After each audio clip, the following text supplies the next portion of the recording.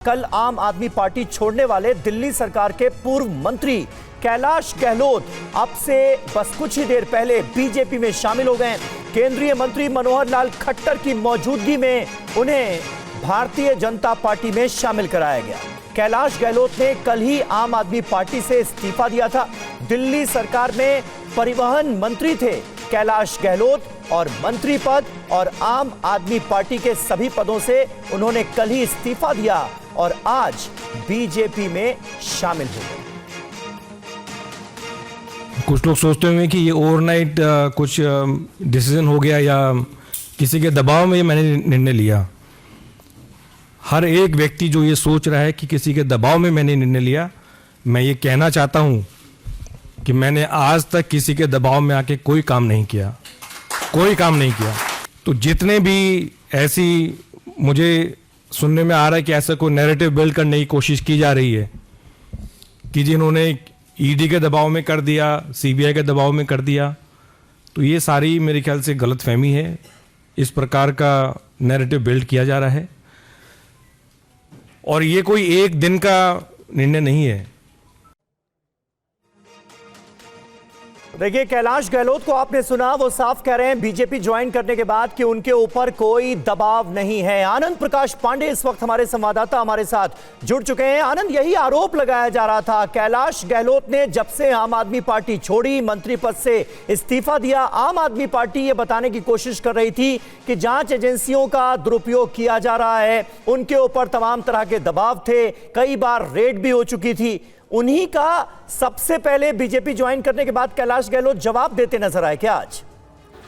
जी बिल्कुल, जब कैलाश गहलोत ने कल लंबी चौड़ी चिट्ठी लेके आम आदमी पार्टी से अपना इस्तीफा दिया तो उसमें उन्होंने कई आरोप लगाए थे आम आदमी पार्टी पर, अरविंद केजरीवाल पर कि ऐसी सरकार, ऐसी राज्य सरकार, ऐसा मुख्यमंत्री जो कि लगातार केंद्र सरकार से टकराव करता हो, यमुना नदी की सफाई की बात करता हो लेकिन सफाई नहीं हो पाई हो, इसके अलावा तमाम जो वादे किए गए उसको पूरा नहीं कर पाता हो, इसको लेकर उन्होंने आम आदमी पार्टी छोड़ने का ऐलान किया था। और लेकिन आम आदमी पार्टी की तरफ से कहा गया कि चूंकि कैलाश गहलोत ईडी, सीबीआई और इनकम टैक्स की रडार पर थे, इससे संबंध में उनसे पूछताछ भी हो चुकी थी, तो ऐसे में आम आदमी पार्टी का आरोप था कि एजेंसियों का दुरुपयोग करके, एजेंसियों का दबाव डालकर कैलाश गहलोत को बीजेपी में शामिल कराया जा रहा है, उनको आम आदमी पार्टी से इस्तीफा दिलाया गया। लेकिन जैसे ही कैलाश गहलोत आज बीजेपी में शामिल हुए, उन्होंने सीधा उनके ऊपर जो तमाम आरोप लगाए जा रहे थे उसको लेकर ही जवाब दिया। उन्होंने कहा कि कभी भी उन्होंने अपने राजनीतिक जीवन में कभी भी दबाव में कोई फैसला नहीं लिया। तो ऐसे में सीबीआई और ईडी की जो बात की जा रही है, इनकम टैक्स की जो बात की जा रही है कि उसके दबाव में उन्होंने आम आदमी पार्टी छोड़कर बीजेपी ज्वाइन किया, तो उसको उन्होंने गलत साबित किया, गलत बताने की कोशिश की। और उन्होंने कहा कि उनको जो भी जिम्मेदारी दी जाएगी बीजेपी की तरफ से, वो एक पार्टी के कार्यकर्ता के नाते उस जिम्मेदारी को पूरा करेंगे। साथ ही साथ उन्होंने प्रधानमंत्री नरेंद्र मोदी का जिक्र किया, जेपी नड्डा का जिक्र किया, गृह मंत्री अमित शाह का जिक्र किया कि वो इनके विजन से, इनके काम से प्रभावित है। और उन्होंने एक बात और जोड़ी कि अगर दिल्ली का विकास होना है तो वो बीजेपी कर सकती है, बीजेपी सरकार कर सकती है, और केंद्र सरकार से अगर लगातार टकराव होता रहा, दिल्ली का विकास नहीं हो सकता है। ठीक है, बिल्कुल आनंद, बने रहे आप हमारे साथ। और एक बात और कैलाश गहलोत कह रहे हैं कि आम आदमी पार्टी अब आम से खास हो गई है, और किन किन बातों का जिक्र उनकी तरफ से किया गया है जरा देखते हैं। कार्यकर्ता लोगों ने अपनी नौकरी छोड़ी, अपना काम छोड़ा और एक विचारधारा से जुड़े, एक पार्टी से जुड़े, क्योंकि उन्होंने उस पार्टी में एक उम्मीद देखी, एक व्यक्ति में उनको उम्मीद दिखी, उस विचारधारा से वो जुड़े और मैं भी जुड़ा। और लगातार दिल्ली वासियों की सेवा करने के मकसद से मैं जुड़ा पार्टी में। राजनीति करने का मेरा और कोई मकसद नहीं था, लेकिन केवल अगर कोई मकसद था तो सिर्फ लोगों की सेवा करना और दिल्ली का हम किस प्रकार से विकास कर सकें, उस मकसद के लिए हम जुड़े। लेकिन जब अपनी आंखों के सामने अगर जिन वैल्यूज़ के लिए हम इकट्ठा है, जिन वैल्यूज़ के लिए आम आदमी पार्टी ज्वाइन की, अगर वो बिल्कुल कॉम्प्रोमाइज्ड होते हुए अगर देखने को मिली तो फिर कहीं ना कहीं पीड़ा। और ये मेरे शब्द हो सकते हैं, लेकिन मैं गारंटी के साथ कहता हूं कि इन शब्दों के पीछे वो लाखों हजारों कार्यकर्ताओं की आवाज़ है, वो भावना है कि जिस मकसद के लिए वो जुड़े थे वो आज उनको नज़र नहीं आ रहा। कैलाश गहलोत को आपने सुना। वहीं केंद्रीय मंत्री मनोहर लाल खट्टर ने कैलाश गहलोत की ज्वाइनिंग को दिल्ली की राजनीति का टर्निंग पॉइंट बताया है। दिल्ली की राजनीति में कह सकता हूँ टर्निंग पॉइंट ये आज माना जाएगा कि दिल्ली में एक वरिष्ठ सरकार के मंत्री भारतीय जनता पार्टी में अब शामिल हुए हैं। आपने जो ये निर्णय लिया है, निश्चित रूप से देश के प्रधानमंत्री नरेंद्र मोदी जी की नीतियां, उनके काम करने का तरीका, भारतीय जनता पार्टी की विचारधारा, उसको देख करके ये निर्णय लिया होगा। आज आपने भारतीय जनता पार्टी ज्वाइन की है, मैं आपका भारत सरकार की ओर से तहे दिल से आपका स्वागत करता हूं। और देखिए, कैलाश गहलोत ने बीजेपी को ज्वाइन कर लिया है। कैलाश गहलोत के बीजेपी में शामिल होने से पहले अरविंद केजरीवाल ने आज पहली बार उन पर प्रतिक्रिया दी है। एक सवाल के जवाब में केजरीवाल ने कहा कि वो फ्री हैं, जहां मर्जी वो वहां जाएं। कैलाश गहलोत बीजेपी ज्वाइन कर रहे वो फ्री हैं, जहां मर्जी जो मर्जी स्वागत कर सकते। कैलाश गहलोत बीजेपी ज्वाइन कर रहे वो फ्री हैं, जहां मर्जी जो मर्जी स्वागत कर सकते। और इस बीच खबर यह है कि दिल्ली को मिलेगा नया कैबिनेट मिनिस्टर। रघुवेंद्र शौकीन कैबिनेट मंत्री बनाए जाएंगे। नांगलोई जाट से विधायक हैं रघुवेंद्र शौकीन। तो ये अहम खबर सामने आ रही है। रघुवेंद्र शौकीन को मंत्री बनाया जाएगा, नया कैबिनेट मंत्री उन्हें बनाया जाएगा, जो कि नांगलोई से विधायक हैं। कैलाश गहलोत ने मंत्री पद से इस्तीफा दे दिया था और अब उन्होंने बीजेपी ज्वाइन कर लिया है और अब नांगलोई से विधायक रघुवेंद्र शौकीन को कैबिनेट मंत्री बनाए जाने की खबर सामने आ रही है। मतलब सोचना चाहिए कि उतना बड़ा फेलियर देश में क्यों हो रहा है। Thank you.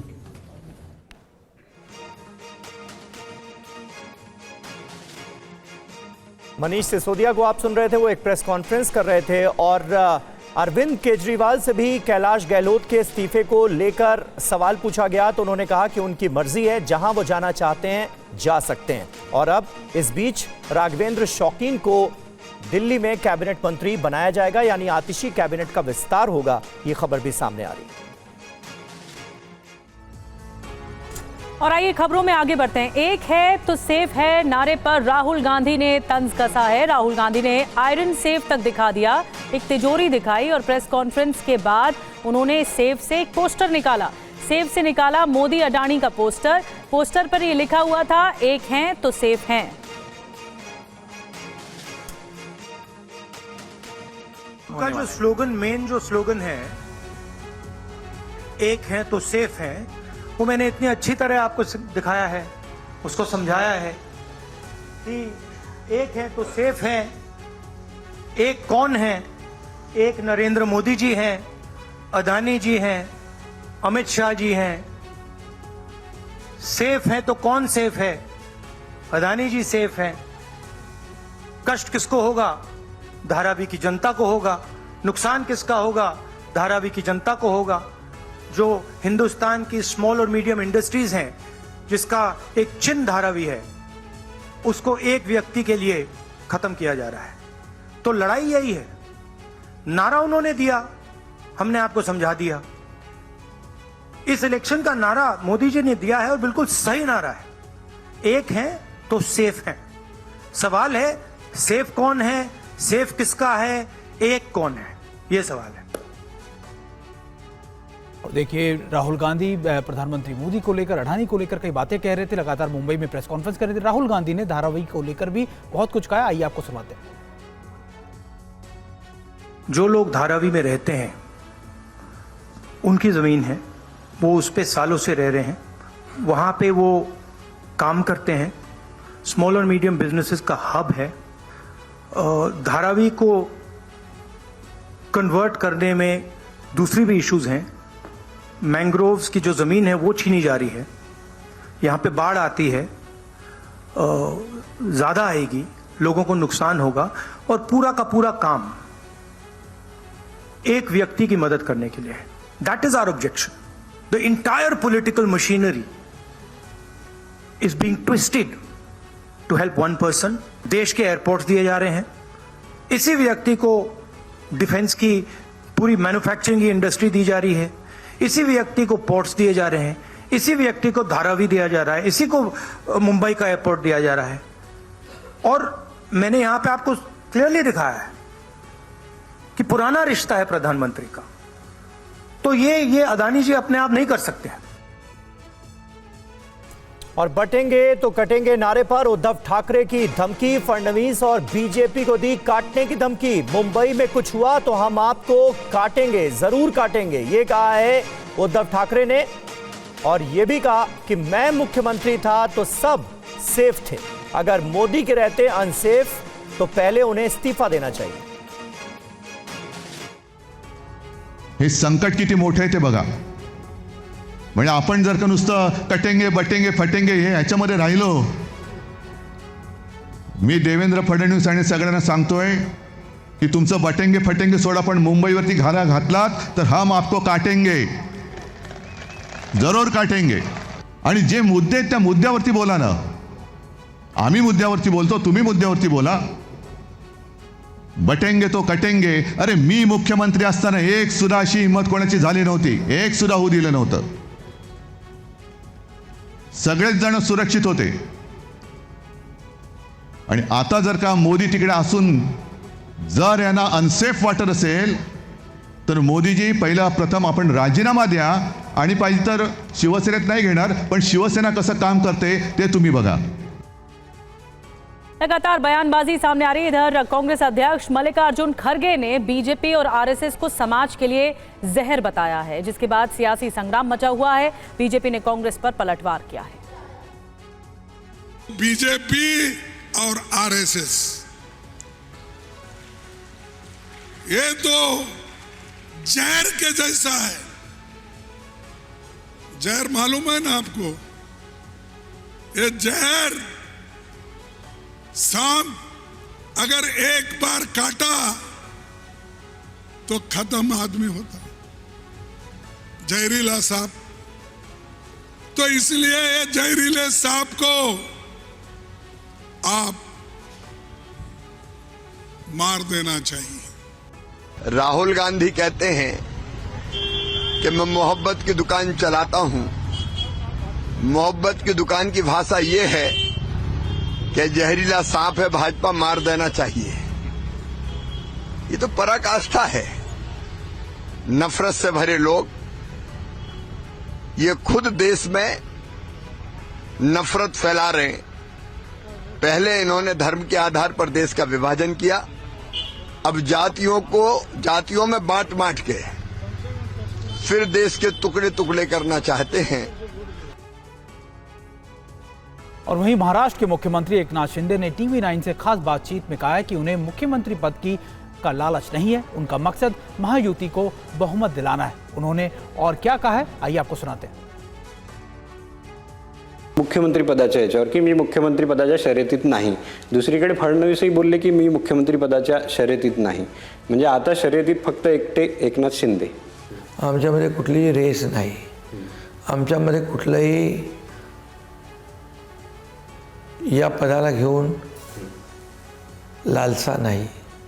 महाविकास आघाडीमध्ये सुरुवातीला काय होतं माहिती आहे, मला बनवा मला बनवा मला बनवा, दिल्लीपासून गल्लीपर्यंत सगळी चर्चा होती।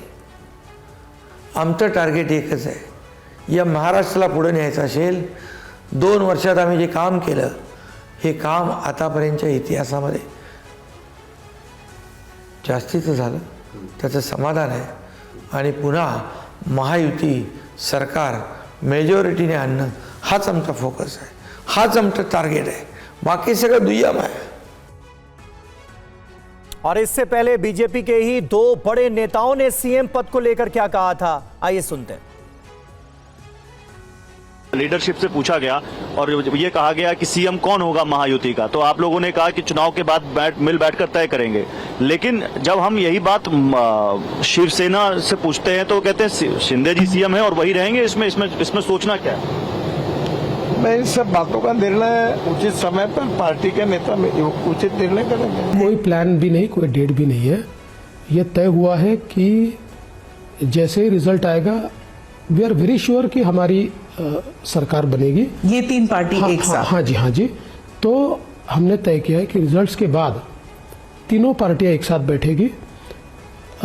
जो शिवसेना है उसके राष्ट्रीय अध्यक्ष एकनाथ शिंदे जी है, एनसीपी के राष्ट्रीय अध्यक्ष अजित पवार जी है, और हमारी पार्टी में हमारा पार्लियामेंट्री बोर्ड ये राष्ट्रीय अध्यक्ष जी को ऑथराइज करता है। तो ये तीनों मिलकर बैठेंगे और तय करेंगे कि किसको मुख्यमंत्री करना है, कौन बनेगा, कौन से दिन बनाना है। अभी तय नहीं हुआ, मैं तो इस प्रोसेस में नहीं हूँ। और महाराष्ट्र के जलगांव में एक निर्दलीय उम्मीदवार के घर पर फायरिंग की गई। पुलिस पूरे मामले की जांच कर रही है और आसपास के सीसीटीवी को खंगाल रही है। जलगांव विधानसभा सीट से निर्दलीय उम्मीदवार अहमद हुसैन के घर पर करीब 4 बजे सुबह फायरिंग हुई।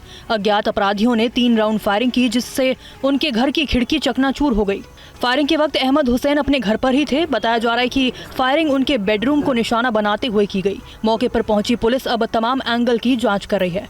जलगांव शहर कॉन्स्टिट्यूंसी का इंडिपेंडेंट कैंडिडेट है शेख अहमद हुसैन गुलाम हुसैन। इनका रिपोर्ट ऐसा हुआ कि मतलब सुबह अंदाज 4 बजे कोई अनजान आदमी ने इसका घर के ऊपर फायर किया है, ऐसा रिपोर्ट हुई थी।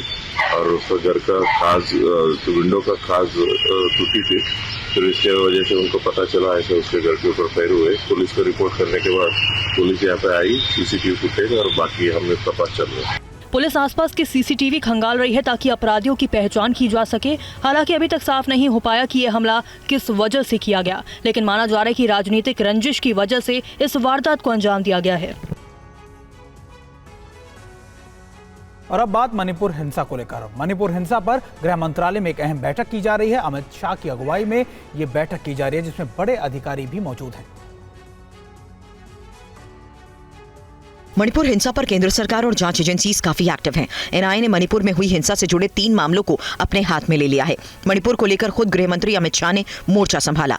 शाह की अगुवाई में गृह मंत्रालय में आज फिर अहम बैठक हो रही है। इस मीटिंग में केंद्रीय गृह सचिव, आईबी डायरेक्टर और रॉ प्रमुख शामिल हैं।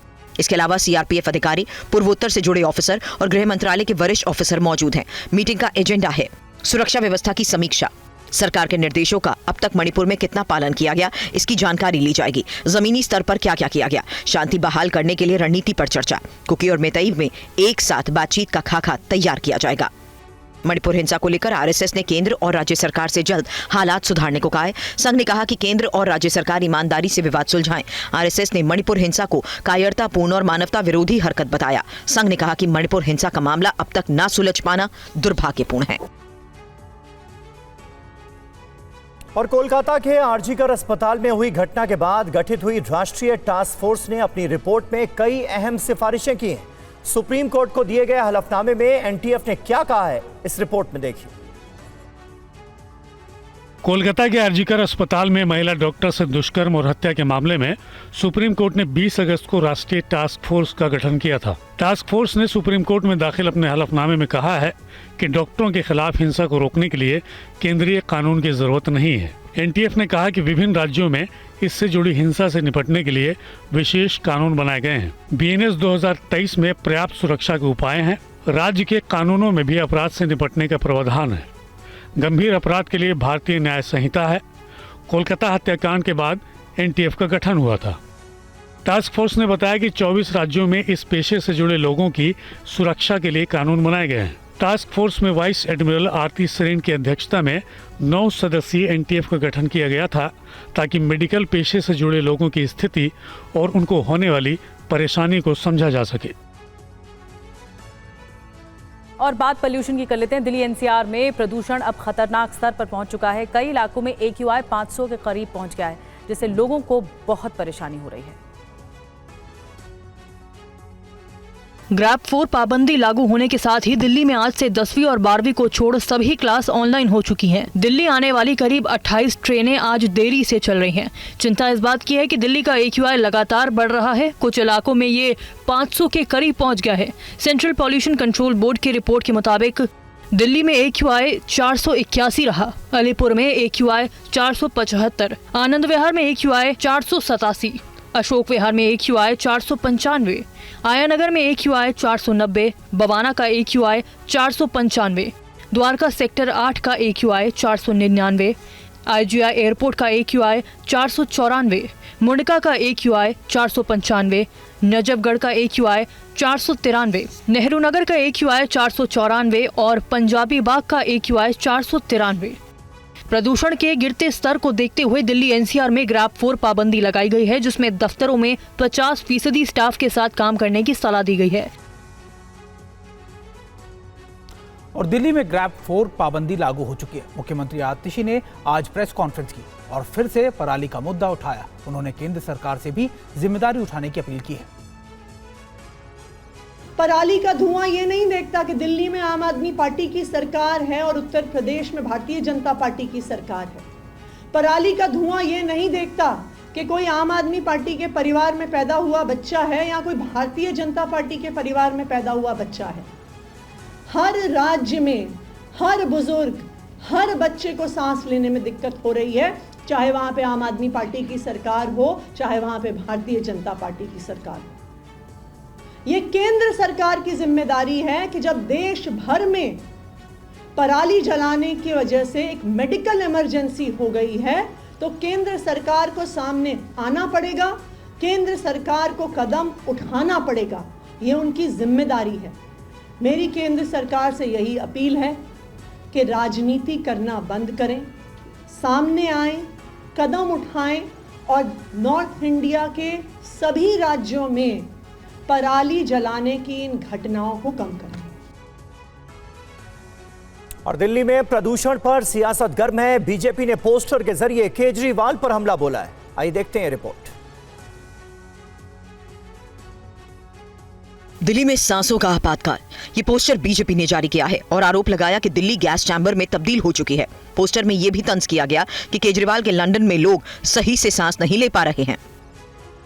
बीजेपी ने आज दिल्ली के केंद्रीय सचिवालय मेट्रो स्टेशन पर यात्रियों को मास्क बांटने का काम किया और सरकार के खिलाफ जमकर प्रदर्शन हुआ। दिल्ली की मौजूदा हालत के लिए बीजेपी ने आप सरकार को जिम्मेदार ठहराया। दिल्ली में जो हालत है वो बद से बदतर है। लोग सांस की बीमारी से ग्रस्त हो रहे हैं, खांसी जुकाम सबको है। लेकिन दिल्ली की सरकार पिछले 10 सालों में जिस तरह का शासन चला रही है, उसका खामियाजा दिल्ली की जनता को भुगतना पड़ रहा है। मैं दिल्ली की सरकार से एक सवाल पूछना चाहता हूँ। ग्रैप 1, ग्रैप 2, ग्रैप 3 लगाने के बावजूद भी अगर दिल्ली में पोल्यूशन कम नहीं हो रहा तो प्रतिबंध से पोल्यूशन कम नहीं होगा। आप सांसद स्वाति मालीवाल ने भी सरकार पर निशाना साधा और कहा कि पराली जलाने का सिलसिला जारी है और दिल्ली सरकार प्रदूषण से जुड़े आंकड़े छिपा रही है। दिल्ली में बढ़ते प्रदूषण को लेकर आज दिल्ली सरकार ने बैठक बुलाई है और इस बैठक में ग्रैप 4 पाबंदी को सख्ती से लागू करने पर मंथन किया गया। दिल्ली में आम आदमी पार्टी में आज एक और नेता शामिल हुए हैं। पूर्व कांग्रेस विधायक सुमेश शौकीन को अरविंद केजरीवाल ने पार्टी में शामिल कराया। इस मौके पर उन्होंने ये कहा कि पहले दिल्ली देहात के इलाके को नजरअंदाज किया जाता था, लेकिन आम आदमी पार्टी सरकार के कामों से प्रभावित होकर सुमेश शौकीन ने उनकी पार्टी ज्वाइन की है। और सुमेश शौकीन की ज्वाइनिंग के दौरान अरविंद केजरीवाल ने बीजेपी को किस तरह से घेरा है, आपको सुनवाते हैं।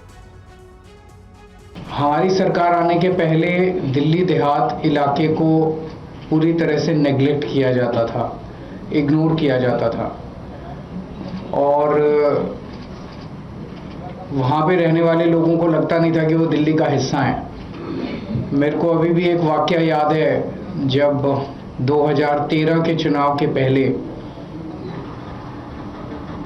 दिल्ली में वो पड़े थे, ओले पड़े थे एक बारी 2013 में, 12 में या 13 में, और फसलें खराब हो गई थी।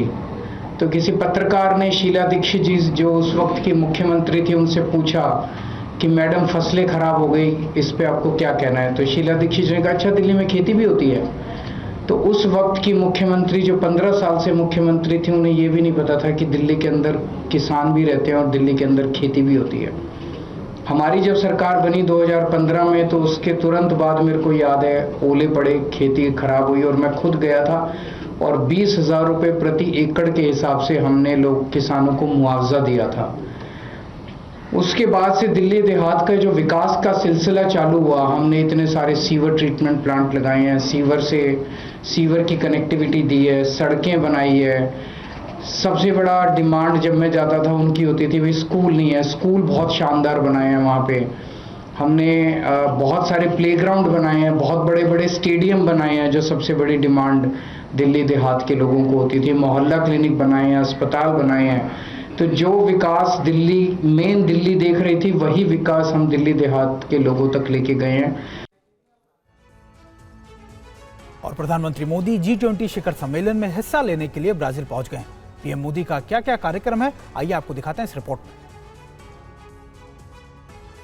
प्रधानमंत्री नरेंद्र मोदी नाइजीरिया के बाद G20 शिखर सम्मेलन में शामिल होने के लिए ब्राजील पहुंचे तो एयरपोर्ट पर उनका शानदार स्वागत किया गया। पीएम मोदी की झलक पाने के लिए प्रवासी भारतीय भी एयरपोर्ट पर मौजूद थे।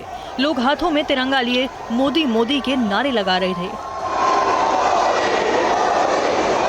एयरपोर्ट से PM Modi Rio de Janeiro के एक होटल पहुंचे तो वहां मौजूद भारतीयों ने पीएम का गर्मजोशी से स्वागत किया। ब्राजील के वैदिक विद्वानों ने वैदिक मंत्रों का जाप किया। प्रधानमंत्री नरेंद्र मोदी आज शाम 6:30 से 7 बजे G20 समिट के शुभारंभ कार्यक्रम में शामिल होंगे। यहां भूख और गरीबी के खिलाफ ग्लोबल गठबंधन का शुभारंभ होगा। शाम 7:30 से भूख और गरीबी के खिलाफ लड़ाई का प्रथम सत्र शुरू होगा। रात 11:15 बजे से ग्लोबल गवर्नेंस के संस्थानों का सुधार का दूसरा सत्र होगा, जिसमें पीएम मोदी मौजूद रहेंगे।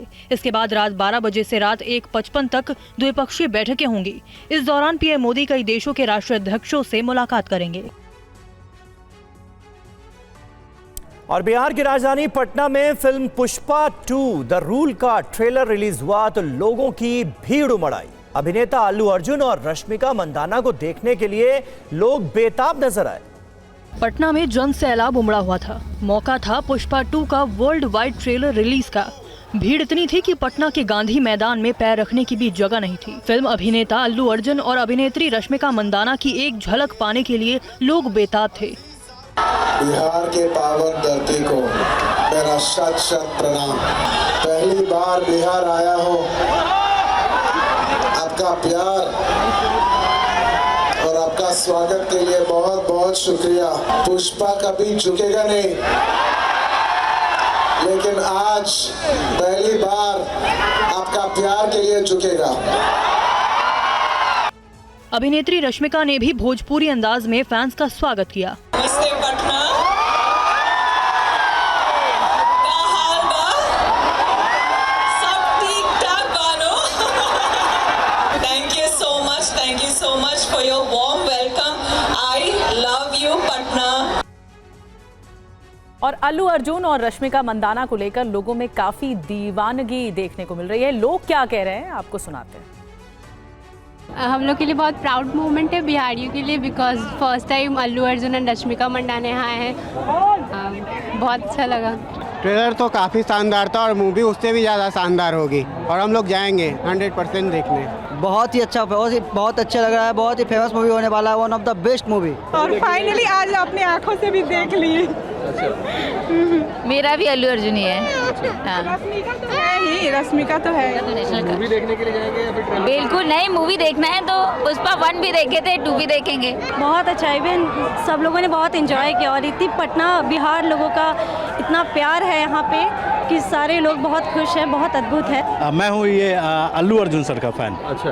और पुष्पा 2 उन्होंने पटना में पहली बार वर्ल्ड वाइड यहाँ लॉन्च हुआ है, तो इसके लिए मैं अल्लू अर्जुन और पुष्पा टीम की सारी टीम को मैं बिहार के तरफ से मैं शुभकामनाएं देना चाहता हूँ। और अब खबर मध्य प्रदेश से। मध्य प्रदेश के गुना में एक रील बनाने के चक्कर में एक युवक की जान चली गई। युवक डैम में कूद गया। आइए देखते हैं ये रिपोर्ट। मैं डैम में कूदूंगा, तुम वीडियो बना लेना। दोस्त को ये बात कहकर इस युवक ने डैम में छलांग लगा दी। दोस्त मोबाइल से डैम में कूदने की रील बनाते रहे। युवक डैम में कूदा, लेकिन उसे ये अंदाजा नहीं था कि डैम में गहराई कितनी है। कूदने से पहले उसे ये अंदाजा नहीं था कि वो गहराई में फंस जाएगा। डैम में छलांग लगाने के बाद युवक ने बाहर निकलने की कोशिश की, लेकिन नहीं निकल पाया। कुछ ही देर तक वो तैरता रहा, लेकिन गुम हो गया। घटना के बाद वीडियो बना रहे दोस्त ने बचाने की कोशिश की। पास में मौजूद लोगों से मदद मांगी, लेकिन युवक के बारे में कुछ नहीं पता चला। युवक के दोस्त ने रेस्क्यू टीम और घर वालों को घटना की जानकारी दी। जानकारी मिलने पर परिजन मौके पर पहुंचे। आसपास के लोगों की भीड़ इकट्ठा हुई और कुछ ही देर बाद रेस्क्यू की टीम पहुंची।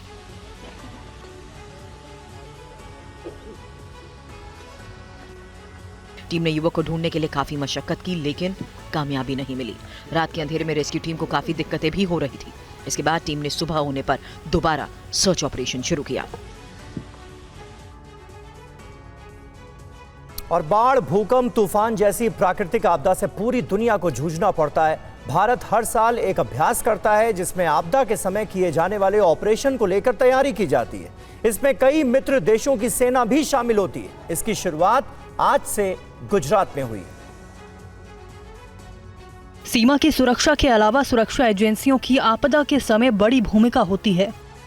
भारतीय सेना का संयुक्त विमोचन अभ्यास 2024 आज से गुजरात के अहमदाबाद और पोरबंदर में शुरू हुआ। 2 दिन के इस अभ्यास में 9 मित्र देश भी हिस्सा ले रहे हैं। भारतीय सेना का ये सालाना अभ्यास संयुक्त मानवतावादी एवं आपदा राहत अभ्यास है। इसमें सेना के तीनों अंगों के अलावा कोस्ट गार्ड और केंद्र और राज्य की तमाम एजेंसियां भी शामिल होती हैं। राहत और बचाव कार्य को लेकर ये अभ्यास बेहद महत्वपूर्ण माना जाता है। संयुक्त विमोचन अभ्यास का उद्देश्य रिस्पॉन्स उपायों की दक्षता का आकलन करना और मौजूदा आपदा प्रबंधन सिस्टम को अपग्रेड करना है। इसमें अभ्यास में शामिल देशों के बीच डोमेन ज्ञान का आदान प्रदान करने, सबसे कारगर उपायों को साझा करने और विशेषज्ञता हासिल करने के लिए एक मंच भी प्रदान करेगा। इस कार्यक्रम में एक टेबल टॉप अभ्यास, प्राकृतिक आपदा के समय संयुक्त रूप से ऑपरेशन करने और ऐसे मिशन को पूरा करने के लिए स्वदेशी उपकरणों का औद्योगिक प्रदर्शन शामिल होगा। और जम्मू कश्मीर के कई इलाकों में भारी बर्फबारी हुई है। बर्फबारी की वजह से पारा माइनस तक पहुंच गया है। कई रास्ते बंद हो गए हैं। ये जम्मू कश्मीर में बर्फबारी की तस्वीर है। कश्मीर के ऊंचे इलाकों में भी जमकर बर्फबारी हुई। जोजिला दर्रे में भी भारी बर्फबारी की वजह से आवाजाही पर काफी असर पड़ रहा है। बर्फबारी के कारण अनंतनाग किश्तवाड़ वाहनों की आवाजाही के लिए बंद हो गया है। बर्फ हटाने की कोशिश की जा रही है। जोजिला और अनंतनाग में बर्फ हटाने का काम जारी है। वहीं गुलमर्ग में 2 से 3 इंच तक बर्फ की चादर बिछ हुई है। गुलमर्ग के अलावा बांदीपुरा जिले के गुरेज, कुपवाड़ा, माचिल, शोपियान, मुगल रोड समेत घाटी के अन्य कई ऊपरी इलाकों में बर्फबारी हुई। बर्फबारी की वजह से सोनमर्ग में न्यूनतम तापमान -5.3 डिग्री सेल्सियस दर्ज किया गया। बारिश और बर्फबारी से जम्मू कश्मीर में पारा सामान्य से 8 डिग्री तक नीचे आ गया है। श्रीनगर समेत मैदानी क्षेत्र के कई हिस्सों में बारिश हुई। मौसम विभाग के मुताबिक 23 नवंबर तक मौसम सामान्य रूप से शुष्क रहेगा और 24 नवंबर को ऊपरी इलाकों में कुछ स्थानों पर हल्की बारिश या हल्की बर्फबारी की संभावना है। भारत ने बौद्धिक संपदा अधिकारों में दुनिया के शीर्ष देशों की लिस्ट में स्थान बनाकर एक और उपलब्धि हासिल की है। देखिए रिपोर्ट। भारत की शानदार इकोनॉमिक ग्रोथ का एक संकेत इंटेलेक्चुअल प्रॉपर्टी राइट्स यानी आईपी अधिकारों में शीर्ष 4 स्थान में जगह बनाने से भी मिलता है। भारत ने आईपी राइट्स के पेटेंट, ट्रेडमार्क और इंडस्ट्रियल डिजाइन सेक्शन में दुनिया के टॉप देशों की लिस्ट में स्थान बनाया है। वाणिज्य और उद्योग मंत्रालय ने कहा कि भारत ने सभी 3 प्रमुख बौद्धिक संपदा अधिकारों, पेटेंट, ट्रेडमार्क और औद्योगिक डिजाइन के लिए दुनिया के शीर्ष 10 में स्थान हासिल किया है। इसमें कहा गया है कि भारत 2023 में 6.1% की वृद्धि के साथ ट्रेडमार्क फाइलिंग में विश्व स्तर पर चौथे स्थान पर है। इनमें से लगभग 90% आवेदन निवासियों ने किए। इनमें स्वास्थ्य, कृषि और कपड़ा जैसे प्रमुख क्षेत्र में सबसे ज्यादा फाइलिंग की गई। भारतीयों ने 3.2 मिलियन से अधिक ट्रेडमार्क के लिए पंजीकरण किया, जो ग्लोबल ब्रांड संरक्षण में भारत की मजबूत स्थिति दर्शाता है। वाणिज्य और उद्योग मंत्रालय ने कहा कि विश्व बौद्धिक संपदा संगठन के विश्व बौद्धिक संपदा संकेतक 2024 इनोवेशन और आईपी में भारत की प्रगति दिखाता है।